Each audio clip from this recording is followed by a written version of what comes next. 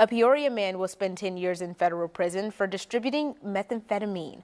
Federal prosecutors say 32-year-old Morel Foster admitted to distributing at least 140 grams of crystal meth in August of 2024. Foster has been in the custody of U.S. Marshals since August and was indicted by a federal grand jury in October of 2024.